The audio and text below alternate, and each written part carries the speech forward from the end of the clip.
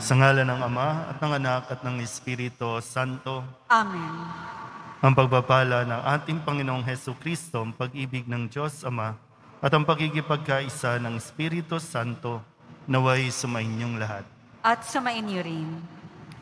Mga kapatid, tinipon tayo bilang kaanib ng angkan ng Diyos, kaya dumulog tayo sa maawaing Panginoong nagpapatawad ng lubos. Sinugong tagapagpagaling sa mga nagsisisi, Panginoon, kaawaan mo kami. Panginoon, kaawaan mo kami. Dumating na tagapag-anyayang mga makasalanan ay magsisi, Kristo, kaawaan mo kami. Kristo, kaawaan mo kami. Nakaluklok ka sa kanan ng Diyos Ama para ipamagitan kami. Panginoon, kaawaan mo kami. Panginoon, kaawaan mo kami. Kaawaan tayo na makapangyarihang Diyos, patawarin tayo sa ating mga kasalanan at patnubayan tayo sa buhay na walang hanggan. Amen. Manalangin tayo. Ama naming makapangyarihan, kalugdan mo kami at pagbigyan na magkamit ng kaloob mong karagdagan upang sa maalab naming pananalig, pag-asa at pag-ibig, kami mamalaging tumatalima sa iyong kautusan sa pamamagitan ni Jesucristo, kasama ng Espiritu Santo, magpasawalang hanggan. Amen. Magsiupo na po ang lahat. Pagbasa mula sa aklat ng Exodo. Noong mga araw na iyon, dumating si Moises at sinabi niya sa mga Israelita ang lahat ng iniutos ng Panginoon. Ang mga ito na may parang iisang taong sagot. Lahat ng iniuutos ng Panginoon ay susundin namin. Isinulat ni Moises ang lahat ng utos ng Panginoon. Kinabukasan, maagang-maaga siyang nagtayo ng altar sa paanan ng bundok. Nagtayo rin siya ng 12 bato na kumakatawan sa 12 lipi ni Israel. Pagkatapos, inutusan niya ang ilang kabataang lalaki na magdala sa altar ng mga handog na susunugin. Sila rin ang inutusan niyang pumatay ng mga hayop na gagamiting handog sa pakikipagtipan sa Panginoon. Ang kalahati ng dugo ng pinatay na hayop ay inilagay niya sa malalaking mangkok at ang kalahati ibinuhos niya sa altar. Kinuha niya ang aklat ng tipan at binasa ng malakas. Sabay-sabay namang tumugon ang mga Israelita. Susundin namin ang lahat ng utos ng Panginoon. Pagkatapos kinuha ni Moises ang mga mangkok ng dugo at winisikan ang mga tao. Sinabi niya, ang dugong ito ang siyang katibayan ng pakikipagtipang ginawa ninyo ng Panginoon sa pagbibigay sa inyo ng kautosang ito. Ang salita ng Diyos. Salamat sa Diyos. Kilang Panginoon ang Diyos na nagsasaysay. Ang lahat ay tinatawag sa silangan at kanluran. Magmula sa dakong Siyon ang lungsod ng kagandahan. Makikita siya roong nagniningning kung pagmasdan. Sa Diyos, tayo ay maghandog, pasalamat na malugod. Ang lahat ng matatapat na lingkod ko ay tipunin. Silang tapat sa tipan ko't naghahandog niyong hain. Ang buong kalangit ay naghahayag na ang Diyos, isang hukom na matuwid, kung humatol ay maayos. Sa Diyos, tayo ay maghandog, pasalamat na malugod. Ang ihandog ninyo sa Diyos ay ang inyong pasalamat. Ang pangakong handog ninyo ay tuparin ninyong lahat.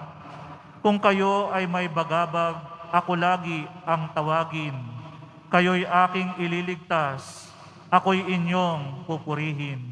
Sa Diyos, tayo ay maghandog, pasalamat na malugod. Magsitayo po ang lahat.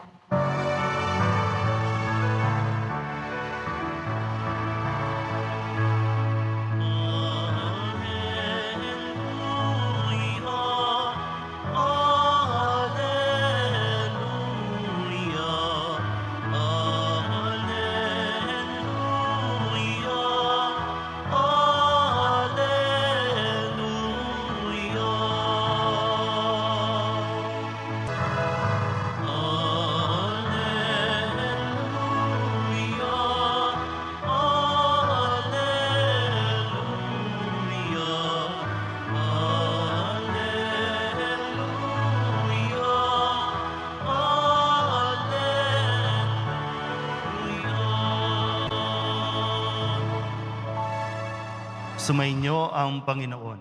At sumayo rin. Ang mabuting balita ng Panginoon ayon kay San Mateo. Papuri sa iyo, Panginoon.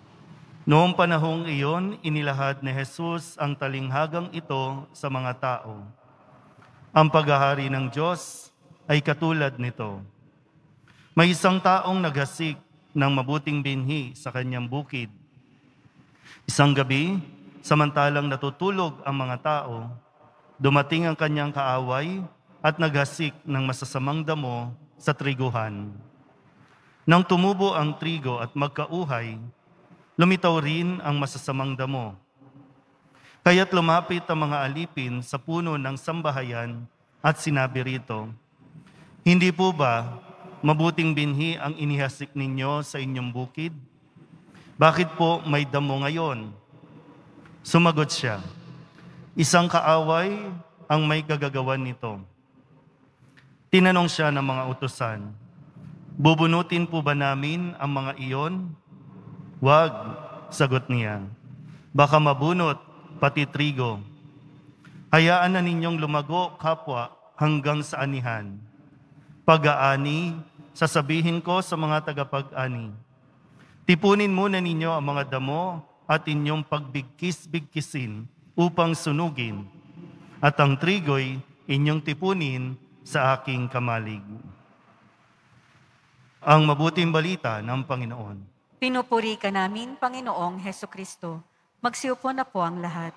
Isang magandang araw po sa inyong lahat. Sa buong linggong ito ay muling pinaalala sa atin ang kahalagahan ng pakikinig sa salita ng Diyos. Ang salita ng Diyos ay mabuting balita. Ang salita ng Diyos ay para sa kabutihan nating lahat. Kaya pinagdidiinan sa atin ng Poong Jesus Nazareno kung ano ang maaari nating marating sa pagsunod, pakikinig ng kanyang salita, at kung paano rin o saan tayo din po pwedeng pulutin kapag nagpatuloy tayong hindi nakinig sa kanyang mga salita. Kaya nga, kung babalikan natin ang mga mensahe ng Poong Jesus Nazareno para doon sa mga taong patuloy na nagdududa, patuloy na tinatanggihan ang kanyang pagpapahayag ng mabuting balita, ang sabi ni Jesus sa mga taong yon, "Nung Lunes, lahing masama at di tapat sa Diyos." Kasi patuloy silang nagtatanong, naghahanap ng tanda kay Jesus kung totoo ba ang kanyang sinasabi, kung siya ba talaga ang anak ng Mesiyas. Kaya kahit anong sabihin ni Jesus, hindi nila ito tinatanggap at pinaniniwalaan. At ang mga taong yon, ang sabi nga ni Jesus, masama at di tapat sa Diyos. Nung Martes, ang sabi naman po ni Jesus sa kanyang pangangaral, ang sinumang sumusunod sa kalooban ng aking amang nasa langit ay siya kong ina at mga kapatid. Ito yung magbubuklod sa atin. Ito yung magiging daan para tayo maging ganap na kapamilya o mga anak ng Diyos. Nung Miyerkules, ang sabi naman po ni Jesus, ang may pandinig, makinig. Minsan yung problema kasi natin, di ba, na meron tayong selective hearing o selective listening o kung ano man. Gusto lang natin pakinggan yung mga gusto lang natin. At pag ayaw, madaling deadmahin, pasok dito, labas doon. Pero yung panawagan nga, sana manuot sa ating kaibuturan ang bawat salita ng Diyos. Kaya nung Huwebes, sabi naman sa atin, sa pagpapaalala ng kapistahan ni Maria Magdalena, kung pinakikinggan natin ang mga salita ng Poong Jesus Nazareno, magpapaalala ito rin sa atin na meron tayong misyon. Hindi dapat sinasarili kung ano man yung natutunan, ano man ang nakita at narinig natin sa Poong Nazareno. Kaya ang sabi ni Jesus kay Maria, pumunta ka sa aking mga kapatid at sabihin mong aakyat ako sa aking Ama at inyong Ama, sa aking Diyos at inyong Diyos. At kahapon, ang sabi po ni Jesus para sa mga nakikinig, ang mga nakikinig ng salita at nakauunawa nito, sila'y mamumunga, may tig 100, may tig-60, at may tig 30. Ito yung nagagawa, no? Sabi ko nga kahapon, kung gusto mong umasenso, maging maayos ang buhay mo, maging masaya, pakinggan mo lang, unawain, at sundin ang salita ng Diyos. Kaya nga ngayon, sa pagtatapos ng linggong ito yung mga sagot din, no? Mga sagot sa tanong natin, bakit may masama? Minsan tayo po, no, naiisip natin, bakit tayo nakakagawa ng masama? Kung sino pa nga yung makadiyos, sino pa yung palasimba, sino pa yung relihiyoso, sila pa itong nakakagawa ng masama o nai-involve sa kasamaan. Ito yung sagot. No? Mabuti naman tayo. Pawang kabutihan ang binigay ng Diyos sa atin. Kaya lang, sabi nga po, may kaaway ang Diyos eh. Di ba? Na ayaw niya tayong mapabuti. Ayaw niya tayong maging mabuti.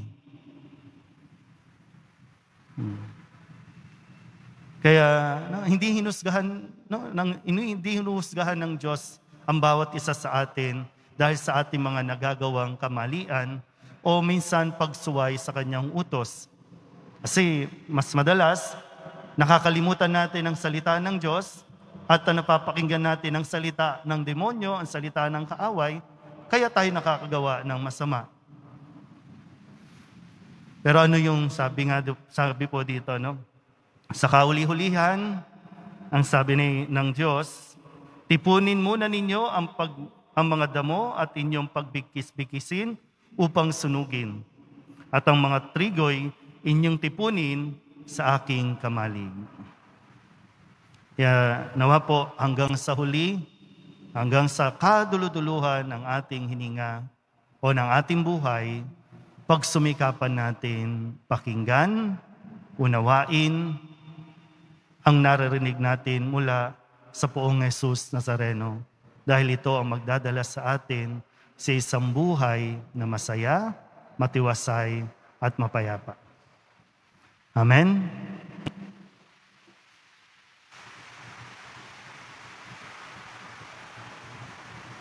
Magsitayo po ang lahat.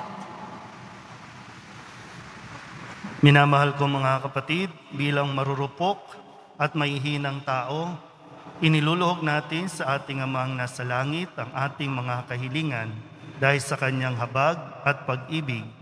Hinangad niya na maligtas tayo at makarating sa karunungan ng katotohanan. Ang ating pong itutugon, mahabaging Diyos, buhayin mo kami sa iyong kabutihang loob. Mahabaging Diyos, buhayin mo kami sa iyong kabutihang loob. Ang mga pinuno ng simbahan, naway laging gumawa para sa kabutihan ng mga kaluluwa, lalo na ng mga mahihirap at mga hindi pinalad. Manalangin tayo. Mahabaging Diyos, buhayin mo kami sa iyong kabutihang loob. Ang mga pinagkatiwalaang magdala ng katarungan, naway maging patas sa kanilang paghuhusga. Manalangin tayo. Mahabaging Diyos, buhayin mo kami sa iyong kabutihang loob. Bilang komunidad, naway makilala natin ang kabutihan sa bawat isa, kaysa magtuligsaan dahil sa kahinaan ng ating kapwa. Manalangin tayo. Mahabaging Diyos, buhayin mo kami sa iyong kabutihang loob. Ang mga may sakit at mga nagdurusa, naway makatagpo ng kasiyahan sa katotohanan ng pag-ibig ng Diyos sa kanila. Manalangin tayo. Mahabaging Diyos, buhayin mo kami sa iyong kabutihang loob. Idulog din natin sa Panginoon ang ating mga personal na kahilingan at mga panalangin para sa ating mga pamilya. Ganon din ang lahat ng mga misang pasasalamat espesyal na intensyon at mga kaluluwa na hinihiling na ipagdasal sa misang ito.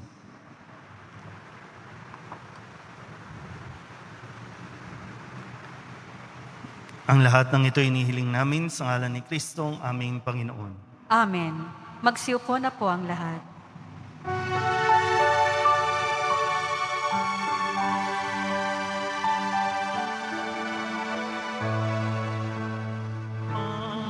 Pag-aalay namin sana ay kalugdan mo, isang bayan na nagpupugay, nagmamahal sa'yo. Saan yun itong tinapay na nagdudulot ng buhay at alak na sa kisag ng bigay mong kaligtasan? Magsitayo po ang lahat. Manalangin kayo mga kapatid upang paghahain natin ikalugdan ng Diyos sa mga makapangyarihan. Tanggapin nawa ng Panginoon itong paghahain sa iyong mga kamay, sa kapurihan niya at karangalan, sa ating kapakinabangan at sa buong sambayanan niyang banal. Ama naming lumikha, lahat ng iyong mga paghahaing ipinag-utos noong araw ay iyong pinagtibay sa isang haing hantungan ng tanan. Tanggapin ang ginaganap ngayon ng iyong mga lingkod at basbasan mo ito ng kabanalang gaya ng iyong kaloob sa mga alay ni Abel na lubha mong ikinalugod, upang ang mga handog ng bawat isang nagbigay para sambahin ang banal mong ngalan ay magkamit ng karagdagan mong kasiyahan sa pamamagitan ni Jesucristo kasama ng Espiritu Santo magpasawalang hanggan. Amen. Sumainyo ang Panginoon. At sumaiyo rin. Itaas sa Diyos ang inyong puso at diwa. Itinaas na namin sa Panginoon. Pasalamatan natin ang Panginoon ating Diyos. Marapat na siya ay pasalamatan. Ama naming makapangyarihan, tunay ngang marapat na ikaw ay aming pasalamatan. Sa iyong paglingap at kagandahang loob, ang tao'y nilikha mo at pinangasiwa sa sansinukob. Sa hangad mong siya'y iwastong lubos, siya'y pinagdusa mo sa kanyang pagtalikod. Sa iyong paggiliw, iyong ipinahintulot na makabalik siya sa pamamagitan ni Kristo Jesus. Kaya kaysa ng mga anghel na nagsisiawit ng papuri sa iyo, nang walang humpay sa kalangitan, kami nagbubunyi sa iyong kadakilaan. Santo, Santo, Santo, Panginoong Diyos ng mga hukbo, napupuno ang langit at lupa ng kadakilaan mo, o sana sa kaitaasan. Pinagpala ang naparirito sa ngalan ng Panginoon, o sana sa kaitaasan. Magsiluhod po ang lahat.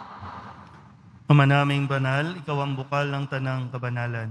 Kaya't sa pamamagitan ng iyong Espiritu, gawin mong banal ang kaloob na ito upang para sa aming maging katawan at dugo ng aming Panginoong Hesukristo. Bago niya pinagtiis ang pusang loob na maging handog, inawakan niya ang tinapay, pinasalamatan kaniya, pinaghati-hati ni iyon, iniabot sa kanyang mga alagad at sinabi, tanggapin ninyong lahat ito at kanin, ito ang aking katawan na ihahandog para sa inyo.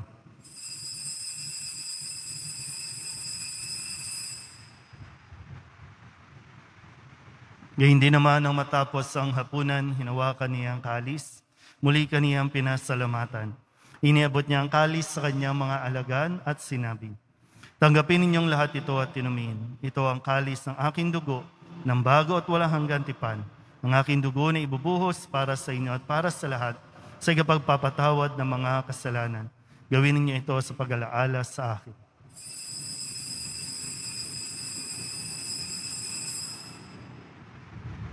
Magsitayo po ang lahat. Ipagbunyi natin ang misteryo ng pananampalataya. Si Kristo'y namatay, si Kristo'y nabuhay, si Kristo'y babalik sa wakas ng panahon. Ama, ginagawa namin ngayon ang pag-alaala sa pagkamatay at muling pagkabuhay ng iyong anak, kaya tiniaalay namin sa iyo ang tinapay na nagbibigay buhay at ang kalis na nagkakaloob ng kaligtasan. Kami nagpapasalamat dahil kami iyong minarapat na tumayo sa harap mo para maglingkod sa iyo. Isinasamo namin kami magsasalo-salo sa katawan at dugo ni Kristo ay mabuklod sa pagkakaisa sa pamamagitan ng Espiritu Santo. Ama, lingapin mo ang iyong simbahang laganap sa buong daigdig. Puspusin mo kami sa pag-ibig kaysa ni Francisco na aming Papa, ni Jose na aming obispo, ng kanyang katuwang na obispo at ng tanang kaparian. Alalahanin mo rin ang mga kapatid naming nahimlay na may pag-asang sila'y muling mabubuhay. Gayon din ang lahat ng mga pumanaw. Kaawan mo sila at patuloyin sa iyong kaliwanagan. Kaawan mo at pagindapating kaming lahat na makasalo sa iyong buhay na walang wakas. Kaysa na mahal na Birheng Maria na ina ng Diyos, ng kabiyak ng puso niyang si San Jose, kaysa ng mga apostol at ang lahat ng mga banal na namuhay dito sa daigdig ng kalugod-lugod sa iyo. May pagdiwang nawa namin ang pagpupuri sa kararangal mo sa pamamagitan ng iyong anak na aming Panginoong Heso Kristo. Sa pamamagitan ni Kristo, kasama niya at sa Kanya, ang lahat ng parangal at papuri ay sa iyo, Diyos samang makapangyarihan, kasama ng Espiritu Santo, magpasawalang hanggan.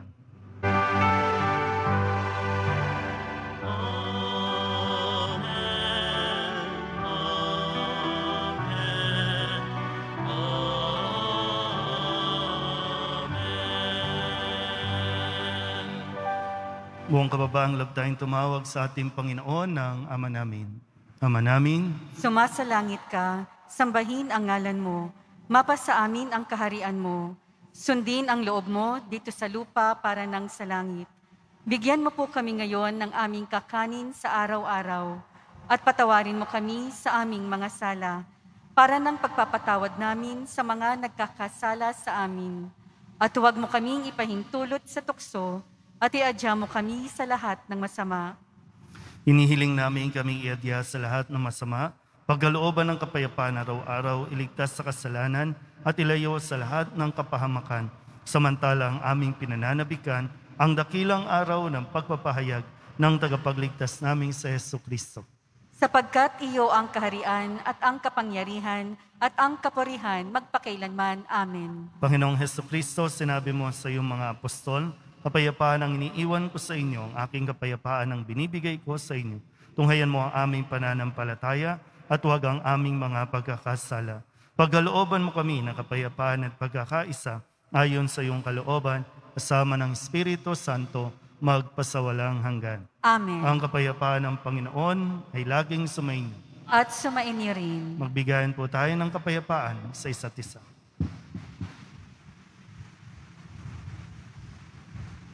Kordero ng Diyos na nag-aalis ng mga kasalanan ng sanlibutan, maawa ka sa amin. Kordero ng Diyos na nag-aalis ng mga kasalanan ng sanlibutan, maawa ka sa amin. Kordero ng Diyos na nag-aalis ng mga kasalanan ng sanlibutan, ipagkaloob mo sa amin ang kapayapaan. Magsiluhod po ang lahat.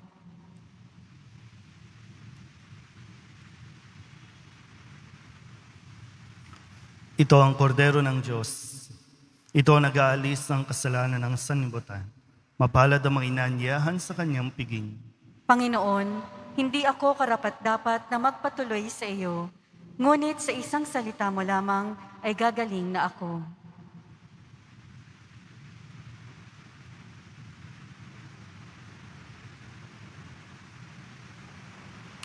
Katawan ni Kristo. Amen.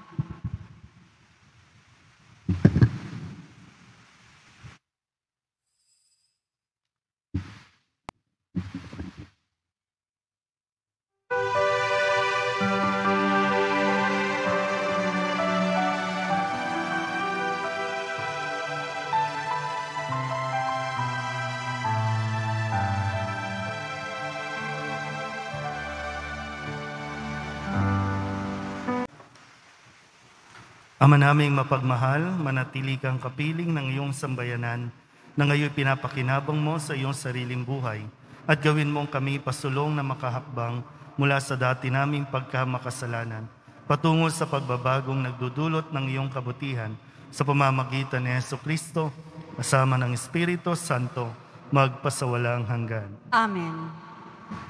Inyo ang Panginoon. At sumaiyo rin. Manalangin tayo para sa pagbabasbas. Mahal na pong Jesus Nazareno, inihayag mo sa pamamagitan ng krus ang walang maliw na pag-ibig ng Diyos sa sangkatauhan. Pakinggan mo ang kahilingan ng iyong angka na nagsusumamo sa iyo. Makamtanawa nila ang iyong katugunan at tanggapin ang kasagutan na may utang na loob na tinatanaw. Basbasan din po ninyo mga dala-dala nilang mga imahin at dasalan. Sa pamamagitan ng bendisyon na ito, naway maalala nila mga pangako nila noon sa binyag na ikaw ang kanilang iibigin at paglilingkuran bilang Panginoon magpasawalang hanggan. Amen. At pagpalain kayo ng makapangyarihang Diyos, Ama at Anak, Espiritu Santo. Amen. Umayo kayong taglay ang kapayapaan ng Poong Jesus Nazareno. Salamat sa Diyos. Magandang araw po.